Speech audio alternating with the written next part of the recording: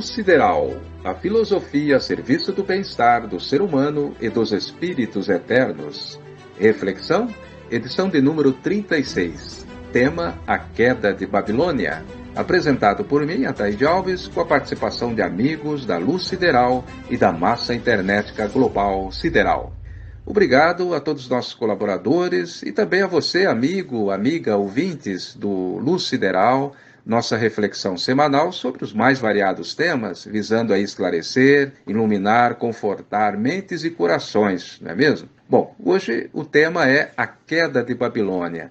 E claro, não se trata aí de nenhum estudo histórico, né, daquela grande cidade central, né, da civilização babilônica, na Mesopotâmia, situada lá às margens do rio Eufrates, né, próximo a Bagdá, no Iraque, da antiguidade, né, por volta aí de uns 3 a 4 mil anos atrás. Não, mas sim daquela descrita biblicamente como símbolo da luxúria, do poder, do pecado e da decadência moral.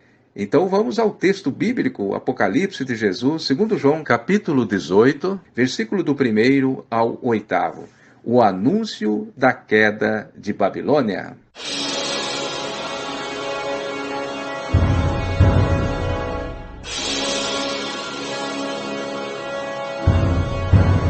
Depois destas coisas, vi descer do céu outro anjo, que tinha grande autoridade, e a terra se iluminou com a sua glória.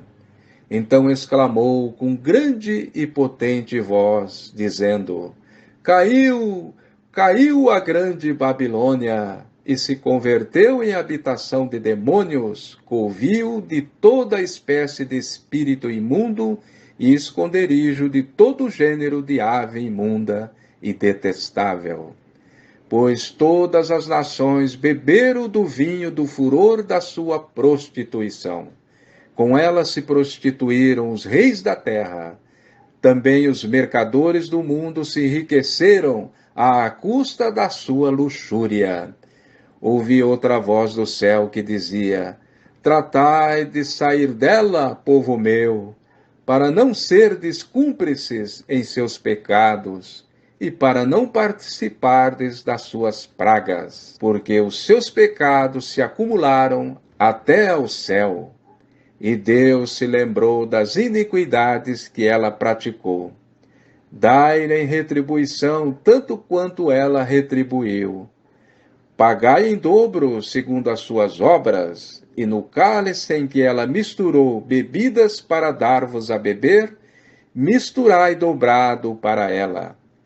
Quanto a si mesma se glorificou e viveu em luxúria, dai-lhe em igual medida tormento e pranto, porque diz consigo mesma em seu coração: Estou sentada como rainha, viúva não sou, pranto nunca hei de ver.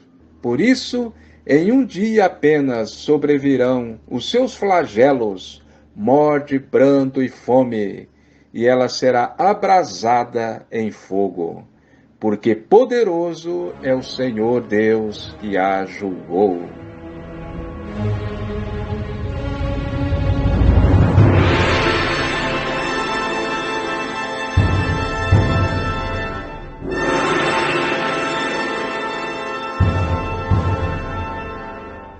Bom, e depois vem aí os lamentos dos admiradores de Babilônia e a sua ruína completa e definitiva. Mas hoje nós vamos ficar por aqui.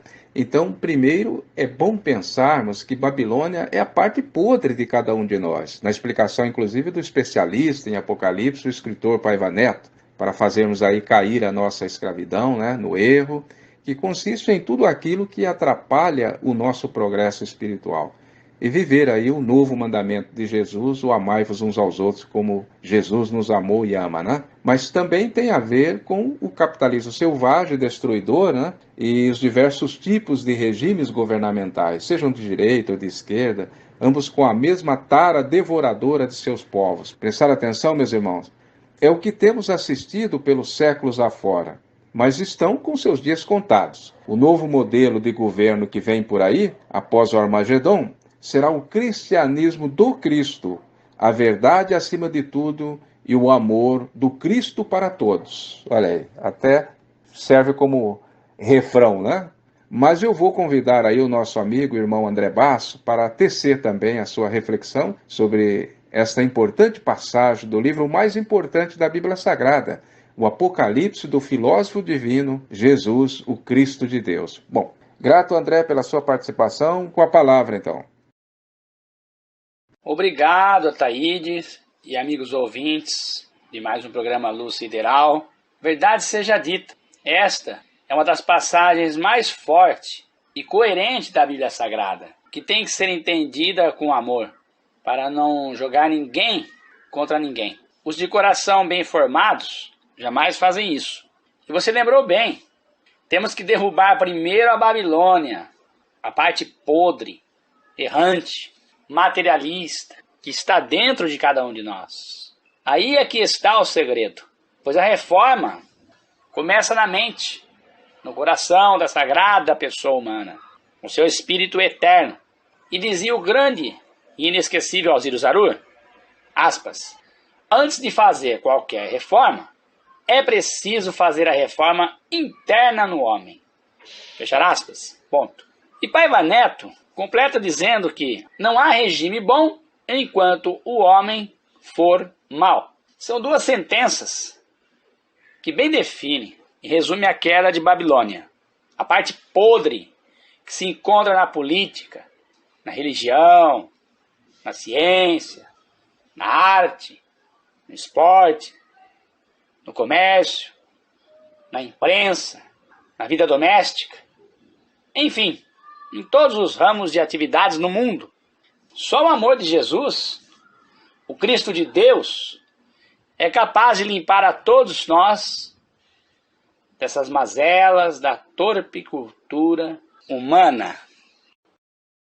Eu trago para vocês, do livro Estratégias de Lúcifer, de Humberto Roden, um nome impactante, mas tem a ver com essa queda de Babilônia, que nada mais é do que a nossa parte inferior, ruim, que se exterioriza por intermédio de pensamento, palavras e ações, no mundo exterior, seja material ou espiritual.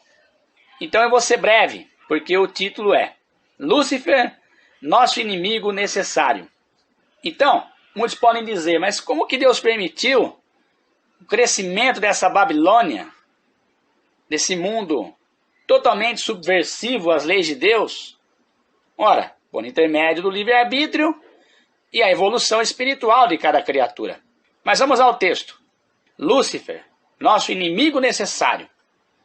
Bom, muitos leitores devem ter estranhado que Deus tenha criado tão poderoso adversário da humanidade e achariam melhor que não existisse.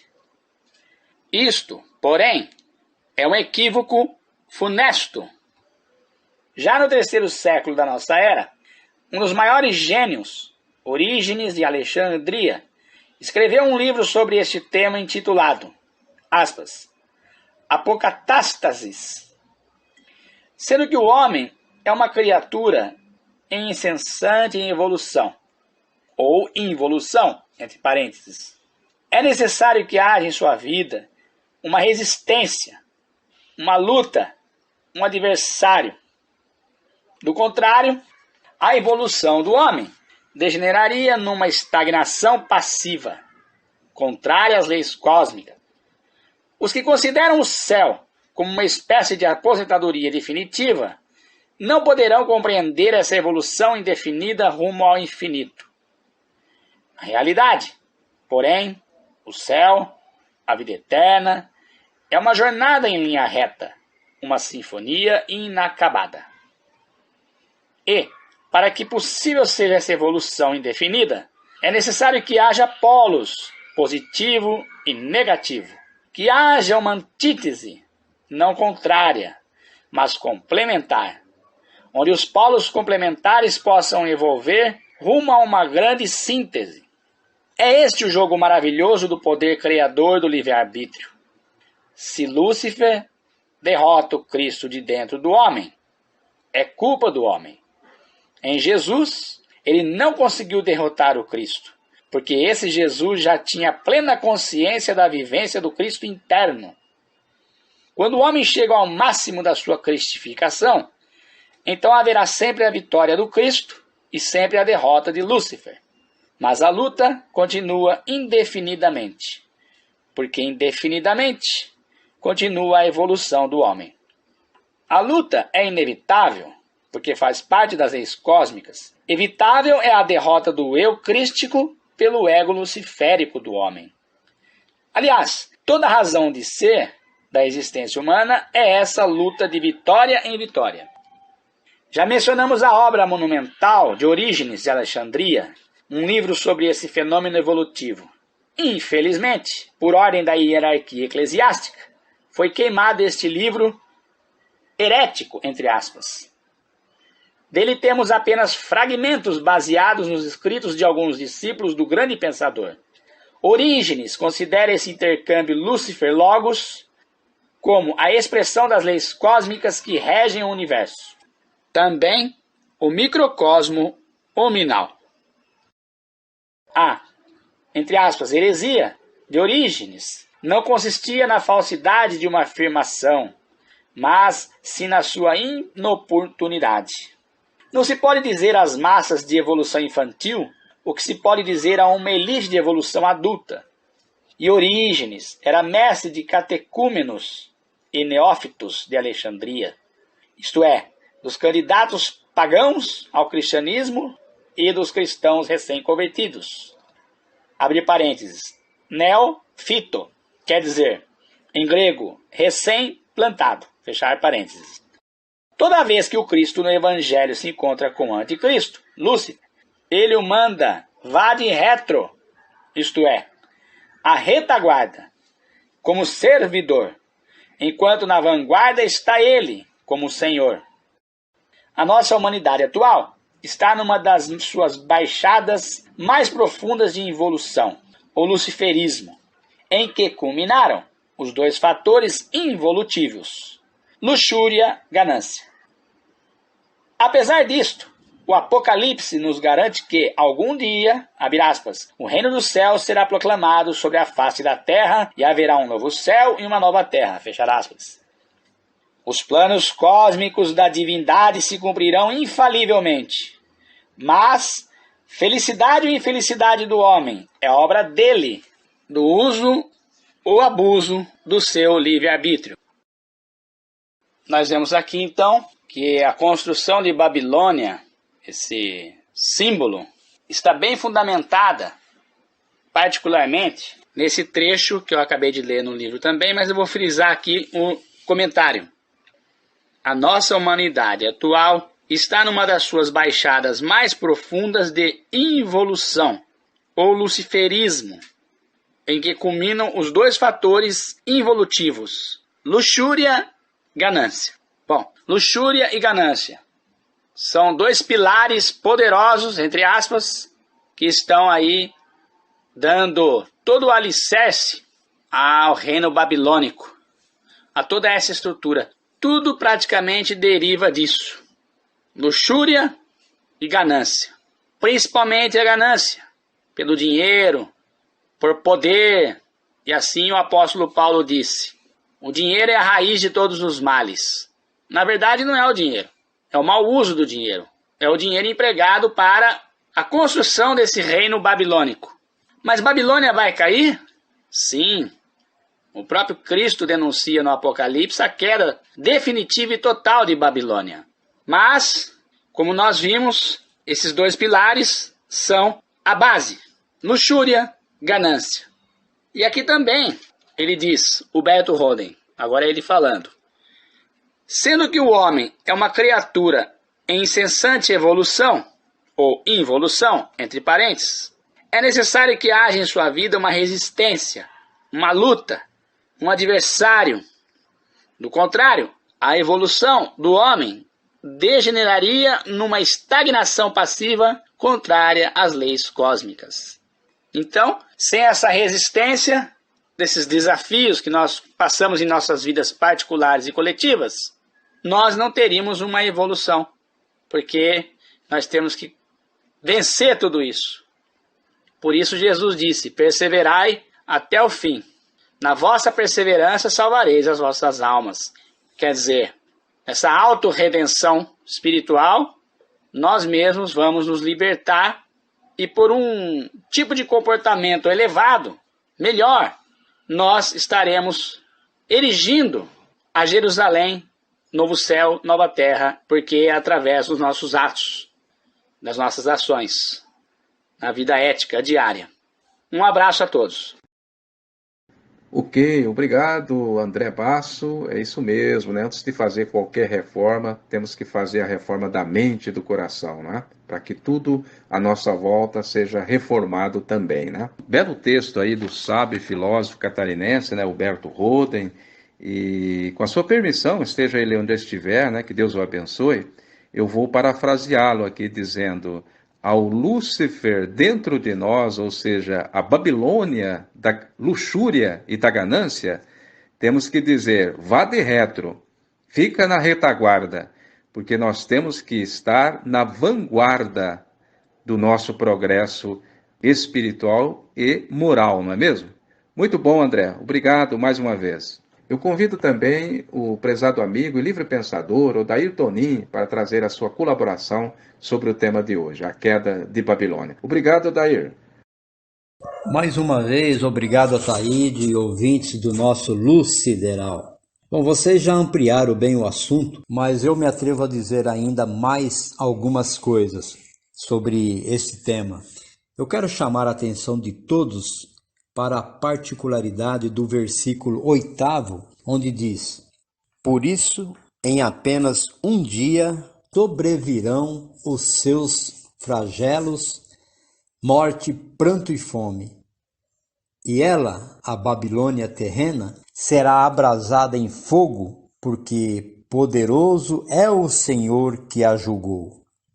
Por isso que eu concordo com o André quando ele diz que esta é uma das passagens mais forte e coerente da Bíblia Sagrada.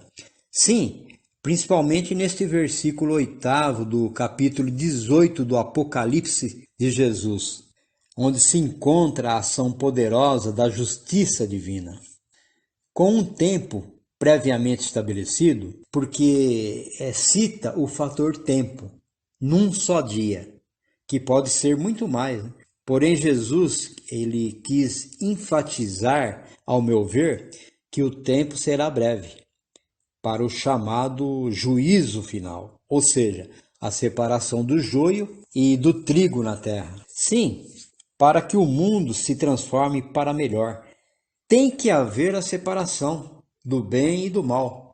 Batatas podres com batatas boas contaminam e apodrecem todas elas. Entenderam, amigos ouvintes, o porquê da queda da Babilônia? A parte podre da humanidade tem que ser arrancada da terra urgentemente. Mas quem fará esse trabalho de limpeza? Só Deus, só Jesus e o Espírito Santo. Isto é, os espíritos de luz podem fazer este milagre na terra. Enquanto isso, compete aos homens de bom senso o trabalho de orar e vigiar. Ou seja, estender as mãos a quem precisa e viver em santo procedimento. Nada mais, nada menos. Obrigado a todos e um grande abraço. Muito grato, prezado Odair. Verdade, somente as forças do universo sideral serão capazes, né, de limpar o planeta Terra. E já que você nos trouxe aí este detalhe, né, do versículo 8º, eu também trago aqui o meu, né, que está no próprio título, o anúncio da queda de Babilônia, lá no capítulo 18 do Apocalipse, né? O que nos indica que existe aí um planejamento divino, espiritual, de poderes, né, que escapam ainda à nossa compreensão humana, de onde realmente vem o verdadeiro governo da humanidade, que vem do alto, né, da terra, ou seja, que são os engenheiros siderais que traçam o roteiro seguro de progresso e de transformação das civilizações. Então é bom lembrar e tranquilizar a todos que o planeta Terra não será destruído, mas transformado para melhor. Portanto, só os limpos de coração herdarão a terra, conforme disse Jesus em seu sermão da montanha. Obrigado pela audiência e muita luz sideral na vida de todos. Até a próxima!